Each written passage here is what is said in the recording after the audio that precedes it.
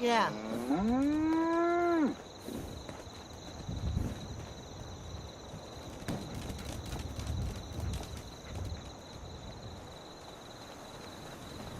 Hey, Sir, Codsworth. welcome back, sir.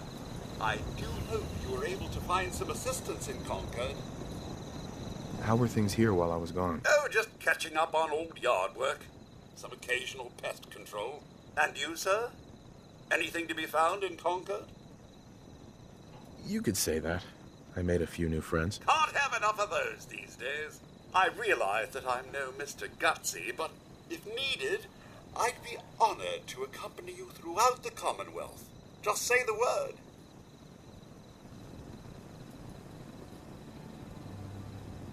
Would you like to? As you wish, sir. No, not now. All right, then.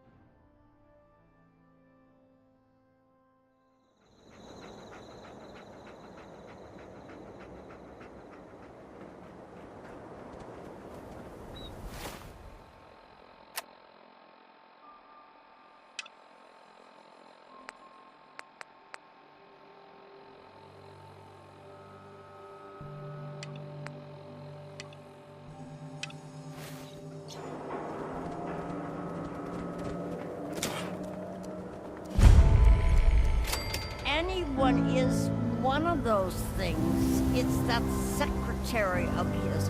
Her and her perfect hair. Maid secretary, come on, Ma. I cut her hair myself, and I know human hair. That's just it, Johnny. You wouldn't be able to tell the difference. If you nicked McDonough with your razor, he'd bleed. Don't mean nothing. Around here, we call your haircut the scab special. Little flecks of blood, give it the personal touch. You should think about getting a trim. What are my options? You name it. Shaves, long cuts, short cuts, braids, layering. Be easier just to show you. Got an empty chair right here. Not interested. Some other time? You there. Talk some sense into my nitwit son. McDonough's secretary, is she a synth? What? You know what a synth is, right? Those machine people the Institute makes? Looks and acts just like the real thing? Only I think they made Geneva a little too perfect. No woman looks like she does, all perky. So she's a synth, right? She has to be. Back up. What's the Institute? Oh my God, really? What hole did they drag you out of, Southie?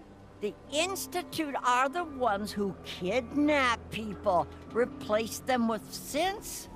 Not that McDonough would ever admit it. Papers write about him. Are you gonna answer my question? Geneva, is she a synth? No idea. You don't know? What?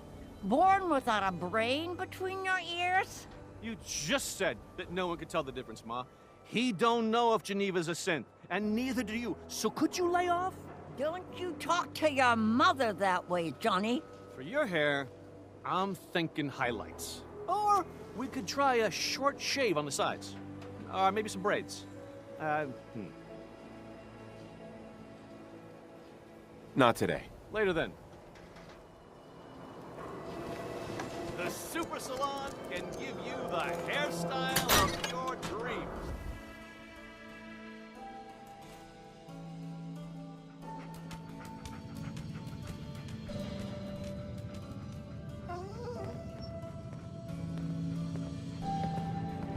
paper to newcomers. If the Institute grabs you in the night, at least we warned you. The Institute? You ain't heard of the Institute, mister? They snatch people up in the night and no one hears from them again. It's all in the paper. Better read up before they grab you, too. Who's gone missing? Drifters, residents, stadium seat snobs. Seems every year or so, someone's gone, and we all know why. So you better be careful, newcomer. The Institute is out there, and they'll grab you too. Like I said, it's all in the paper. I believe you. Thanks. You're a real lost lamb in the wolf's den, mister.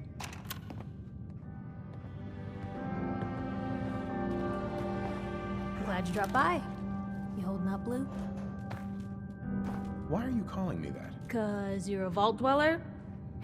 I know you're not wearing the blue jumpsuit right now, but the Pip-Boy and the fish out of water look, dead giveaways.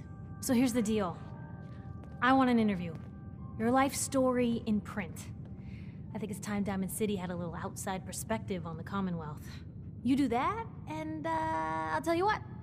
I'll come with you. Watch your back while you get used to the world above ground. What kind of interview is this gonna be? I ask you who you are, get your opinion on life out there, and maybe load up a few tough questions and keep it interesting. What do you say? All right, Piper. I'm in. Good. Let's get down to business. So, I know you're from a vault.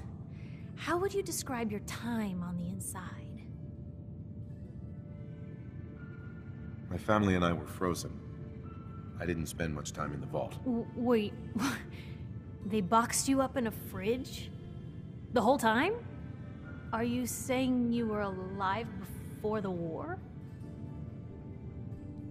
The war? Which war? The one that gave us this lovely landscape of demolished buildings and nuclear radiation every 10 feet? You're telling me you saw everything before they blasted it into pieces? Yes. I'm over 200 years old. Oh my god. The man out of time. So, you've seen the Commonwealth, Diamond City. How does it compare to your old life? Honestly, seeing everyone surviving out here, rebuilding the world, it gives me hope. That's surprisingly inspired, Blue. We're definitely quoting that. Now, I already know you're looking for your son, Sean. Do you suspect the Institute was involved in his kidnapping? I don't know. No one ever does. That's what makes them so scary. For the last part of our interview, I'd like to do something different. I want you to make a statement to Diamond City directly. The threat of kidnapping is all but ignored in the Commonwealth. Everyone wants to pretend it just doesn't happen. What would you say to someone out there who's lost a loved one but might be too scared or too numb to the world to look for them?